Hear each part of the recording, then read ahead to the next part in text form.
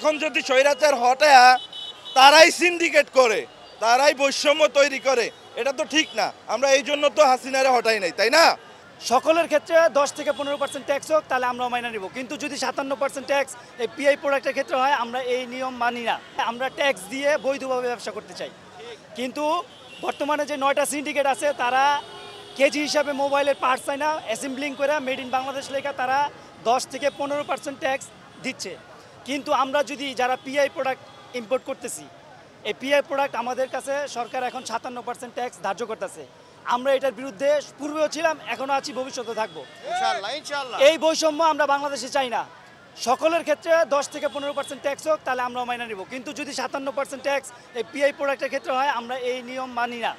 2 নম্বর কথা হলো, সরকারের যে এনইআইআর প্রযুক্তি চালু করতে চাইতেছে, আমরা এটার সাথে একমত। কিন্তু এটার মধ্যে যেই জঞ্জাল বা যেই জটিলতা আছে, যে একজন রেজিস্ট্রেশন করবে, তারপর আবার রেজিস্টার হবে, আবার নতুন কেউ সেই সেটটা চালাইতে গেলে আবার তার নামে রেজিস্ট্রেশন করতে হবে, এই জটিলতা আমরা চাই না, এটা সংস্কার চাই। তা আমরা আবারও বলতে চাই আপনাদের মাধ্যমে, মিডিয়ার মাধ্যমে, আমরা ট্যাক্স দিয়ে বৈধভাবে বাংলাদেশে ব্যবসা করতে চাই। আমরা আমাদের উপরে আপনারা যেই অত্যাচারটা চালিয়ে যাচ্ছেন, যে আনঅফিসিয়াল বা যে কোনো বাইরে থেকে ফোন আনা বিক্রি করা যাবে না, সবাই তো আর শোরুম দেওয়ার অ্যাবিলিটি নাই, কোটি কোটি টাকা নাই।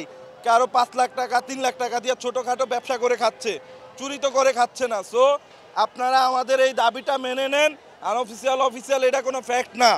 পৃথিবীর কোনো রাষ্ট্রে অফিসিয়াল বলতে কোনো কথা নাই, শুধু বাংলাদেশের ক্ষেত্রে অফিসিয়াল একটা ফুটাইছে যে অফিসিয়াল অফিসিয়াল।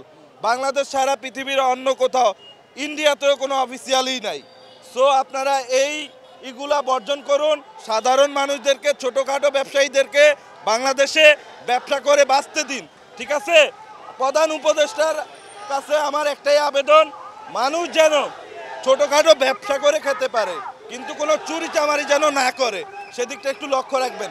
এখানে অসংখ্য সাধারণ মানুষ, কেউ কিন্তু, সবাই কিন্তু কোটিপতি না। কারো 5 লাখ টাকা পুঁজি আছে, কারো 3 লাখ টাকা পুঁজি আছে, সেই পুঁজি দিয়ে ছোটোখাটোভাবে ব্যবসা করে খাচ্ছে। সো আপনারা এই ছোটোখাটো মানুষের পেটে লাথি দিয়েন না। আর আমি ছোটোখাটো উপদেষ্টাদের উদ্দেশ্যে বলতেছি, যেমন আমাদের সমবয়সী উপদেষ্টা আসিফ, নাহিদ ভাই এবং নাসির পাটোয়ারি, হ্যাঁ, এর একটু ইয়াং জেনারেশনের দিকটা দেখবেন। মানুষ যেন ছোটোখাটো ব্যবসা করে খেতে পারে। একটা স্বাধীন রাষ্ট্র, আমরা হাসিনাকে স্বৈরাচার হটাইছি, দুর্নীতি হটাইছি। এখন যদি স্বৈরাচার হটায়া তারাই সিন্ডিকেট করে, তারাই বৈষম্য তৈরি করে, এটা তো ঠিক না। আমরা এই জন্য তো হাসিনারে হটাই নাই, তাই না? তো আমরা এখানে সাধারণ ছোটোখাটো ব্যবসায়ীরা আসছি যেন আমাদের দাবি মেনে নেয়।